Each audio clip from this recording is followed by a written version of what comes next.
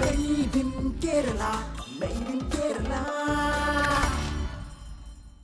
The guest on today's episode of Radio City Original Made in Kerala, powered by Joy Alucas, is someone who has created magic in Collywood, Bollywood, and Bollywood. From big screen to touch screen, he's there everywhere. Ladies and gentlemen, Chetamare Chechimare, we have with us the incredibly talented writer director, Malayaliകളുടെ സ്വന്തം Bejoy Nambiar. നമസ്കാരം sir. നമസ്കാരം sir, എന്താണ് വിശേഷങ്ങളൊക്കെ? ഇപ്പോഴെവിടെയാ? ബോംബെ തന്നെയാണ്. അതെ അല്ലേ? Sir, Bijoy Nambiar എന്ന പേര് ആരോടെങ്കിലും ചോദിച്ചു കഴിഞ്ഞാൽ സാധാരണ കിട്ടുന്ന ഒരു ഉത്തരം എന്ന് വെച്ച് കഴിഞ്ഞാൽ ഈ ഹിന്ദി സിനിമയൊക്കെ ചെയ്യുന്ന ഡയറക്ടർ അല്ലേ എന്നാണ്. പേര് നമ്പ്യാർ ഉണ്ടെങ്കിലും പുള്ളി ഒരു മലയാളിയാണ് എന്ന കാര്യം ഒരുപാട് പേർക്ക് അറിയില്ല. ഈ കൺഫ്യൂഷൻ ഇപ്പോഴും ബാക്കി നിൽക്കുന്നുണ്ട്. അതുകൊണ്ട് തന്നെ ഈ കൺഫ്യൂഷൻ തീർക്കാൻ വേണ്ടിയിട്ടാണ് എന്റെ ആദ്യത്തെ ചോദ്യം, നാട്ടിൽ എവിടെയാണ് സർ? അത് നമ്മളിപ്പോ മലയാളികള് കണ്ടാൽ ചോദിക്കുന്ന ആദ്യത്തെ ചോദ്യം അല്ലേ അത്? നാട്ടിൽ എവിടെയാണ്? അതെ, കണ്ണൂരാണ്. അച്ഛനമ്മേന്റെ വീട് കണ്ണൂരാണ്. ഓക്കെ സർ, കുട്ടിക്കാലത്തെ കുറിച്ചൊന്ന് പറയൂ. കുട്ടിക്കാലമെല്ലാം ഞാൻ I was born and raised in Bombay. എന്റെ കുട്ടിക്കാലെല്ലാം ബോംബെ തന്നെയാണ്. Every summer holiday was in Kannur. So every summer holiday regularly as a family we used to go to Kannur and we have this big joint family in Kannur. കുറെ കസിൻസും relatives എല്ലാം അവിടെ തന്നെ ഉണ്ട്. I used to look forward to that. So that's my connection with Kerala. Bijoy Nambiar എന്ന വ്യക്തിയുടെ ആദ്യ cinema എന്ന് പറയുന്നത് അതൊരു ഷോർട്ട് ഫിലിമാണ്. റിഫ്ലക്ഷൻസ് എന്ന ടൈറ്റിലുള്ള ഒരു ഷോർട്ട് ഫിലിം. ആ ഷോർട്ട് ഫിലിം നായകൻ എന്ന് പറയുന്നത് മലയാളത്തിന്റെ അല്ല, ഇന്ത്യയുടെ തന്നെ അഭിമാനമായ ശ്രീ മോഹൻലാൽ സാറാണ്. ആ ഒരു ഷോർട്ട് ഫിലിം കണ്ടിറങ്ങുന്ന ഒരു വ്യക്തിയുടെ പെർസെപ്ഷൻ, ആ ഡയറക്ടറെ കുറിച്ചുള്ള പെർസെപ്ഷൻ ആണ് ഞാൻ പറയുന്നത്. അവർക്ക് തോന്നുന്ന കാര്യം എന്ന് വെച്ച് കഴിഞ്ഞാൽ ഒരു എക്സ്പീരിയൻസ്ഡ് ആയിട്ടുള്ള, സോർട്ടഡ് ആയിട്ടുള്ള, ഒരു പക്ഷേ ഈ ഫിലിം സ്കൂളിലൊക്കെ പോയിട്ടുള്ള ഡയറക്ടറൊക്കെ ഉണ്ടാവുമല്ലോ, ആ ഒരു ക്ലാസ്സുള്ള മനുഷ്യനായിരിക്കും എന്നൊരു പെർസെപ്ഷൻ ആണുള്ളത്. എന്നാൽ ആ കഥയ്ക്ക് ഒരു ട്വിസ്റ്റ് ഉണ്ട്, ബിജോയ് നമ്പ്യാരുടെ സിനിമകളിലെ ട്വിസ്റ്റ് പോലെ. സർ, ആ കഥ എന്താണ്? Without sounding immodest at all, the little bit of finesse that was there in my first short film is purely attributed to all the people who were part of it. I'm talking about right from Lal sir, of course, in the acting capacity. Lal sir, Juhi, Elam, they were all Lal sir, of course, everybody knows Lal sir, but even the other actors, even the technicians, everybody was way more experienced, and I managed to convince all these people to come on board. The cameraman Setu had a lot of feature films.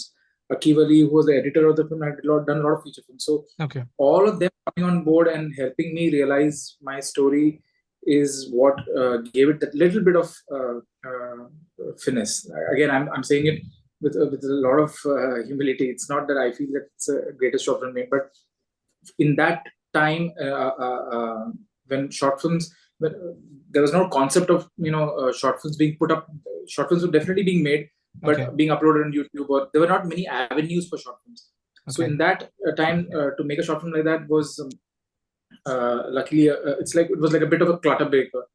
And purely, I think I would like to, because I had no clue. I just kada ariyayinu ee kadayil enakku idu cheyanam, പക്ഷേ അത് എങ്ങനെ ചെയ്യണം എന്ന് എനിക്ക് I had no clue. So all these people helped me. Each one of those people in the team, from every technician, from the music director to the editor to the cinematographer to Lal sir, to the rest of the cast and the technicians, they all helped me shape it the way it was.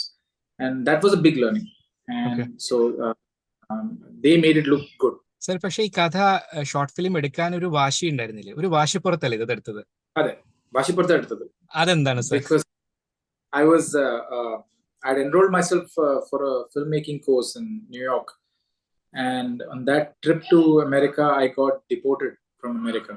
I got into an argument with the immigration guy in Detroit, and I got deported from America. And all my dreams of wanting to do the filmmaking course and make feature films and all that, because I had a plan in mind. All that came to a standstill after that. So then I said, okay, if this was not meant to be, then maybe I will learn on the job. I'll learn by making films. I'll become a filmmaker. So I wrote down about. I started jamming on ideas, and I worked on about, I think, 10 to 12 short film ideas. So the idea was to make about 10 to 12 short films and that will help me gain the experience to then go on to make a feature film. So that was the idea. That's how I started off, and that's how Reflection came about. Wow. Sir, ഇതിൽ മറ്റൊരു പ്രത്യേകതയുണ്ട്. പ്രത്യേകിച്ച് ഒരു new കമർ ആയിട്ടുള്ള film maker വരുന്നു, അതിനുശേഷം മോഹൻലാൽ പോലത്തെ ഒരു പ്രതിഭാസത്തിനെ അതിൽ കാസ്റ്റ് ചെയ്തു. മുഴുനീള റോള് പുള്ളിക്ക് ആ ഷോർട്ട് ഫിലിമിലുണ്ട്. എന്നാൽ രസകരമായ സംഭവം, അതിൽ ഒരു ഡയലോഗ് പോലും ഇല്ല. My question to is that how did you manage to convince him about the project and saying that sir ഇതിൽ വേറെ പ്രശ്നങ്ങളൊന്നുമില്ല, ഇതിലൊരു ഡയലോഗ് പോലും ഉണ്ടാവില്ല? അതെങ്ങനെയാ sir? I think he jumped onto it because of that. Because at the pitch level, when I told him that this is the idea and it's a silent short film, I think that's what excited him more. Okay. And that became like a USP for him to kind of latch onto it. I'm thinking that because, like you said, it's a completely inexperienced filmmaker going and pitching him a story idea about a short film like this about a man like this who's imagining himself in everybody's life. I think one of the factors that really played or that really worked for him was that it was a silent film. പുള്ളിക്ക് ഒരു അപ്രഹെൻഷൻസ് ഉണ്ടായിരുന്നില്ല, എവിടെ ഉണ്ടായിരുന്നില്ല. ഇല്ല, ഒട്ടുമില്ല. And that gave me so much faith that until then it was just like, it's like a pipeline dream. You're just hoping things will fall into place. So weirdly, he was the first one on my list. Okay. And I said, till I don't get an audience with him, I will keep trying. And I tried, and I finally got an audience thanks to Suresh Balaji. His brother-in-law, he's the one who heard the narration on the phone. I narrated the script to him first, and he said, "You really think that if Lalsa says yes, you'll be able to make this film?" I said, "Of course, I'll make it." Okay. And he arranged the appointment for me, and of course, Lalsa, I think. Within 10 minutes of hearing it, he just, his first thing was, "When do you want to do it?" So I was like, "Sir, whenever you tell me, I'll be ready whenever you tell me." True. So suddenly, the moment he said yes, it became a bit too unreal for me that I finally realized that now I have to make it. I cannot back. Sarapa, what was the emotion in your mind when you said action, especially when you're in back of the camera നിന്നുകൊണ്ട് പുള്ളിനെ direct ചെയ്തുകൊണ്ട് ആദ്യം പറയാൻ പോവാണ്, okay തുടങ്ങിക്കോളൂ action? What was the emotion? ഇപ്പം ചോദിച്ചാൽ എനിക്ക് ഓർമ്മയില്ല. I don't remember. I think I was some kind of a haze that time, and I don't know how we did what we did. In fact, the other day somebody was asking me, and I couldn't remember the first day of shoot. I got mixed up which was the first day of shoot. So other it's a bit of a haze. Okay. All I knew was that me and Setu, we were a great Setu, my cameraman. So he was like the director for me, because he told me what I had no clue what shot I'm supposed to take. So he was the one guiding me through every step of the way. So I remember him standing by my side and helping me through the day to make sure that we get what we wanted. And so he was huge help on set. Because I had no ADs. There were no ADs. There was nobody. So it was just me, Setu's team, and Lal sir and the rest of things. So it was a very bare minimal crew. പിന്നീട് ചെയ്ത സിനിമയാണ് ഷേത്താൻ. ബോളിവുഡിൽ ബിജോയ് നമ്പ്യാർ എന്ന film മേക്കറിന്റെ മുദ്ര പതിപ്പിച്ച, കയ്യൊപ്പ് പതിപ്പിച്ച ഒരു സിനിമയായിരുന്നു അത്. ഒരുപാട് പേര് ചർച്ച ചെയ്തിട്ടുണ്ടായിരുന്നു, അതിൽ ഒരുപാട് വാർത്തകൾ വന്നിട്ടുണ്ടായിരുന്നു. ഇൻഫാക്ട് ആ സിനിമ ഒരു ഹിറ്റും കൂടിയായിരുന്നു. I want to ask you, how much did life change after that for you? Life is still in that change mode because of Shaitan. Because of that, I'm still able to work in this industry because of that film. So life definitely drastically changed with Shaitan. കുറെ കൂടി സ്വീകാര്യത വന്ന പോലെ തോന്നുന്നില്ലേ? കുറെ കൂടി acknowledging ആയിട്ട് ഇപ്പോ? Of course. See, the acceptance really matters. If a film finds some kind of acceptance from the audience, from your peers, it kind of gives you that validation. It kind of helps you with the next, then you have to consistently kind of build from there. So Shaitan was a stepping stone for me. It kind of helped me get that little bit of validation from the industry, from the audience, from my peers. So that definitely was a stepping stone for me. എന്നോട് ബിജോയ് നമ്പ്യാർ എന്ന് പറയുന്ന ഡയറക്ടറിനെ summarise ചെയ്യാൻ പറഞ്ഞു കഴിഞ്ഞാൽ, ഒറ്റ വാക്ക് മാത്രം തരുവാണെങ്കിൽ ഞാൻ പറയാ അൺപ്രെഡിക്റ്റബിൾ എന്നാണ്. അതിനൊരു കാരണമുണ്ട്. പിന്നീട് ചെയ്ത സിനിമ ഡേവിഡ് എന്ന് പറയുന്നത് ബിജോയ് ചെയ്തത് ഒരു ഭാഷയിലല്ല, 2 ഭാഷയിലാണ്, തമിഴിലും ഹിന്ദിയിലും. ആ ഒരു കാലഘട്ടത്തിൽ ഇത്തരത്തിലൊരു അറ്റംപ്റ്റ് നടത്തുക എന്ന് പറയുന്നത് കുറച്ചൊരു ബോൾഡ് ആയിട്ട് കരുതുന്ന ഒരു കാലഘട്ടം കൂടിയായിരുന്നു. It was an unpredictable move at that time. അതെങ്ങനെ സംഭവിച്ചേ? I was fresh of the um, experience of working on Ravan. So I was a very hands-on um, line producer on Ravan. Okay. Mani sir suddenly gave me this. I was an AD. I was assisting him in Ravan also. Suddenly there was some issue and one line producer quit, and suddenly I was given the mantle of a line producer. He said that I'll have to take over that duty now. Okay. With zero experience. As an AD, I knew what I needed to do, but as a line producer, I had zero idea of how to go about it. And I think one of the, I did such a bad job at it. I was so terrible at line production, because it's the first time you're doing it, and you're doing it for a film of this size. It was a bilingual, two sets of actors, with a huge budget, and with very, very difficult, extremely difficult locations and all that. So it was a learning ground for me. But thankfully, my fuck ups and my screw ups didn't make Mani sir throw me out. He actually tolerated me, even though I was bungling up so much. Okay. But it gave me a hands-on experience of mounting of the way he mounted the film. I could, almost like a ringside spectator, I saw how a bilingual is made.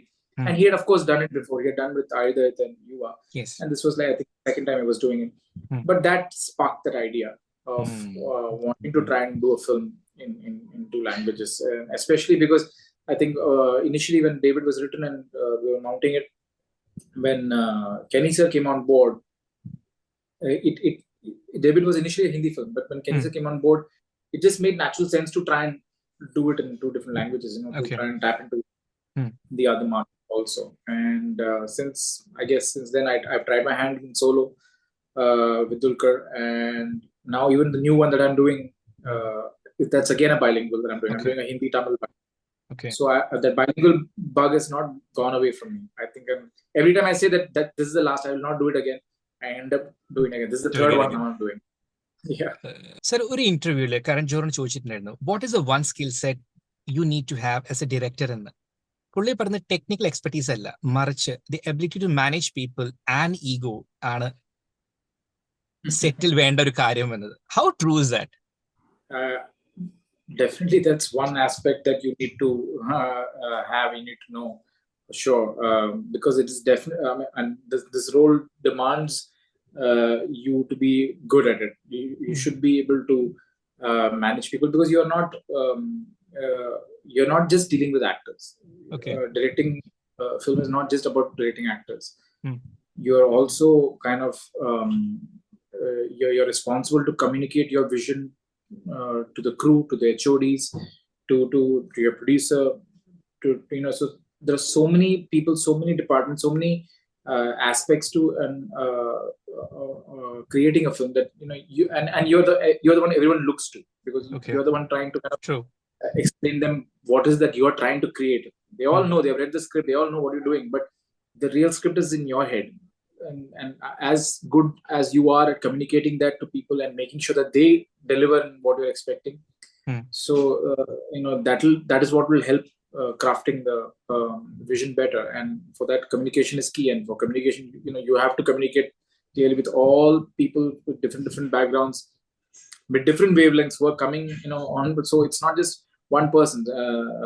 You're coordinating with so many departments, coordinating with so many HODs, coordinating so many actors.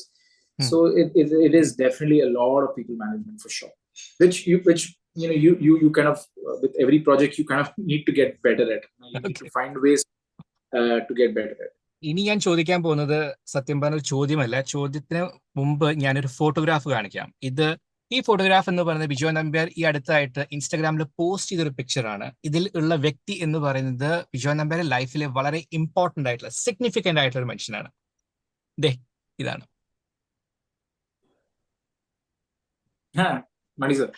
It says Mani sir 84 life in there. I want to ask you, what is the influence of Mani Ratnam in your life, both as a person and also as a filmmaker? Well, as a filmmaker first, I'll talk. he's one of the reasons I'm here. He's one of the reasons I wanted to get into this business of filmmaking. His films, growing up, just introduced me to the a world of cinema, which it for me at that time, that impressionable age, it really connected to me in a very deeper level. Like his and consistently he did that with each of his films. I consistently felt a deeper connection with every film, and I still feel that even now when I revisit, and I do that very regularly, revisit his films. It kind of reinforces that faith in me of why I chose to be a filmmaker. It kind of, when I watch those films, when I watch those scenes, it makes me, it gives me that confidence back that yes, I'm doing something right. I need to, if I can get close to something like this, even 2% of what he did in those films, then I'm doing reasonably well. And I'm seeing not even like 10% of it. I see 2%, 1 to 2% of what he did. If I can manage, then I'm sorted. So, which is why I think the highest, or rather the biggest point in my career was when I got a chance to direct a story given by him. I don't think anything I do here on or anything I did before can top that. Maybe that film, got lost or it didn't get the attention it deserved. But for me, I personally peaked there. I don't think I'm gonna surpass that, because that from watching him afar as a fanboy, being such a huge fanboy of his films, to getting a chance to work with him on multiple projects, to finally getting a chance to direct a film for his banner, that too on a story written by him. For me, that's it. That for me, it was done. I can safely say I can stop working. I'll be fine. I'll be happy, because I kind of it's way too big, way too precious for me that I got a chance like that. And purely because of it's there is a saying. A very senior actor friend of mine told me this. Makarand Deshpande. I keep quoting him. Yeah. He's an actor that I absolutely adore, and he said something very interesting to me once. He said you should never ever work with your idols. You should never work with your idols. You kind of observe them from far and you admire them. You love them for a reason, but you should never work with them. You should never come into contact and work with them, only because it will shatter your image that you've built in your head. So, and he said that, and immediately he said, but in your case, the fact that you've constantly been working with Manisha with so many films, I guess this rule doesn't apply. I said, yeah, it doesn't, because he's definitely an idol for me, and I got this wonderful opportunity to work with him. And even now, I look for the next project. I look for that opportunity again when I can just go back and be on a set. So that particular rule, though that has come true for me with some other people that I've worked with, but with Manisha, that's not true. I think he's someone I've been really, really fortunate to work with, fortunate to learn from, and I look forward to that even more. And over the years, the respect and rapport has just been, it's just grown, and there is so much more that we connect on now than how I used to from much earlier. So he's definitely a huge influence in my overall filmmaking, and will continue to be so for sure. You have also worked with the iconic Mr. Bachchan, Amitabh Bachchan. Wazir എന്ന സിനിമയ്ക്ക് വേണ്ടി പുള്ളിനെ direct ചെയ്യാനുള്ള ഭാഗ്യവും ബിജോയ്ന് കിട്ടിയിട്ടുണ്ട്. How is it working with him? While growing up, he was the only actor I was interested in. I was not interested in anyone else. Later on, of course, with Malayalam cinema, introduction to Malayalam cinema with Lal Sir, Mamukka, and with Hollywood and all, you had more and more heroes coming in. But my first hero was always Bachchan. And there's a story about my parents. I got lost in on the beach on a Sunday when my parents took me out to the beach. When I think I was 3 years old, and I got lost in the crowd. They couldn't find me, and they finally found me standing next to a poster of Mr. Bachchan. So that's how much I was obsessed with it. So I remember I had a diary with a no internet, right? No idea of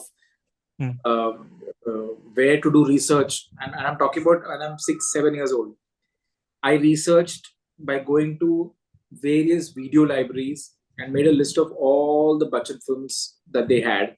Wow. And I used to strike off the ones that I've not seen, strike off the ones I've seen. So there was a list which there are some films in it which I had not seen.